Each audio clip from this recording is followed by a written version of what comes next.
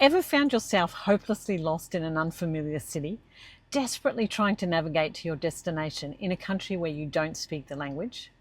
Or is public transport in a foreign city a bit of a mystery? If you dread the stress of navigating through unknown territories when travelling, then join me as we explore the use of Google Maps to help you become the adventurer you want to be. We mainly use Google Maps in the car when driving, and hopefully paper maps are a thing of the past, in cities at least. But if you're not familiar with this app, in a nutshell, it helps you find specific places. And if you use more of its capabilities, it can do that even before you arrive in an unknown place. I'll tell you a bit more about the app in a minute, but first, let me show you how you can use Google Maps. I've made the assumption that you've accessed your App Store to download the app if you don't use it already. Firstly, I use it extensively when planning a trip. Start by setting up a folder for the country or city you're visiting. Let's say I've just started planning for a future trip to Iceland. Go to Saved and then select the New List button at the top of the screen and name it. As you read about places you want to visit while on your trip, places you want to eat, art galleries you want to explore, save them in Google Maps. Search for the place and save it in the related list. So for example, if my reading told me I must visit the Blue Lagoon in Iceland, I would search for it as normal and then save to the Iceland list. As you research and get recommendations from friends who've been there or Googled about a place, begin to save all the places you want to see, eat at, or explore in Google Maps. So a friend of mine recommended I try out this pasta making class in Alberobello when I get there on an upcoming Italy trip. So I type in the address or the name. In this instance, it's Cooking Class with Nonna. I select Save, and it will ask me which list I want to save it in. I choose Southern Italy, and I write a note. I like to remember who recommended something to me, so I can send them a little message when I'm there. So when you meet people while travelling who give you recommendations, don't write them down somewhere. Save them immediately in Google Maps.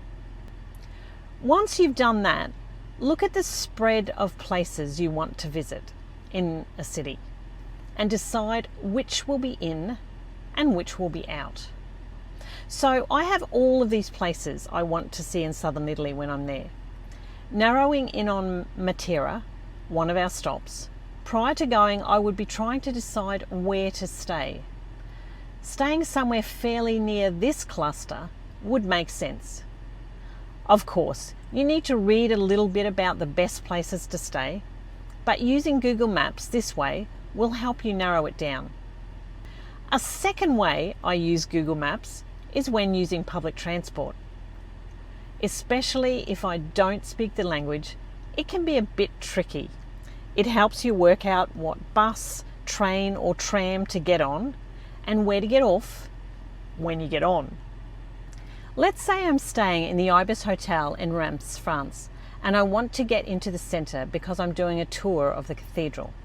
I put in where I am, select directions, type in where I want to get to, and I can see it will take 12 minutes in a cab, 25 minutes on a bus, and 53 minutes to walk. I've decided that as it's raining today, I'm not walking, I am taking a bus. So if you select the public transport option, it will give you clear directions. For example, walk 3 minutes, catch the number 6 bus, ride 14 stops, and then walk 4 minutes. Google Maps will navigate you on the walking bits of the journey as well.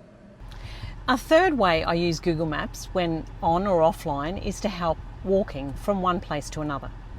There are other apps that can give you city walking tours, but if you're walking around a city, do be careful holding your phone in your hand navigating.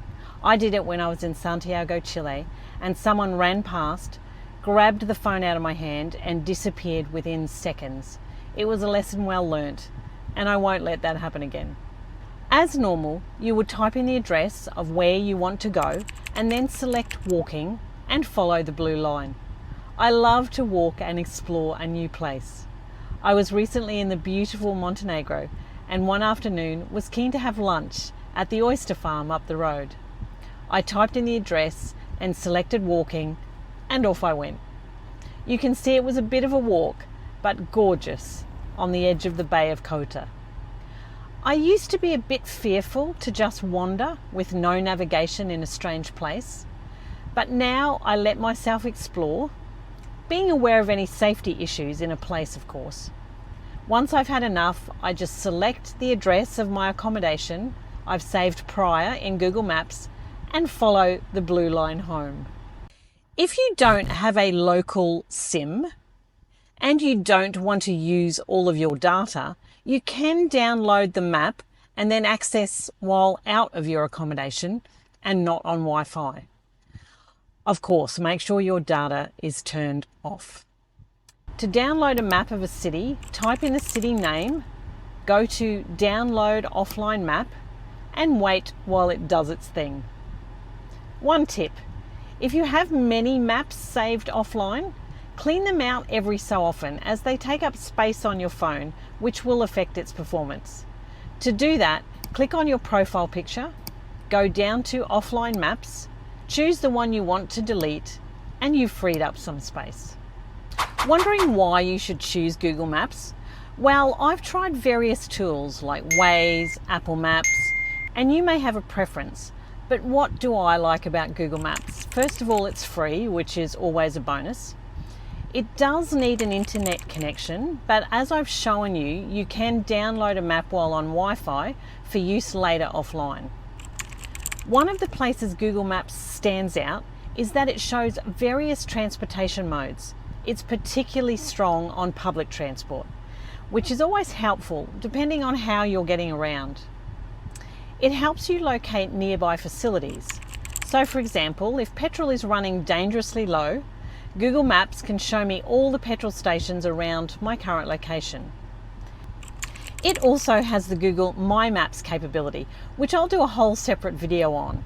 It's the highly customizable cousin of Google Maps. I'm not saying Google Maps is perfect. I drive a lot when I'm traveling. Most recently, last year, I did 28,000 kilometers around South America, and Google Maps did lead me astray occasionally. But overall, I have not found a better alternative yet. As you might expect, Google Maps is available for both Apple and Android users, and it's free.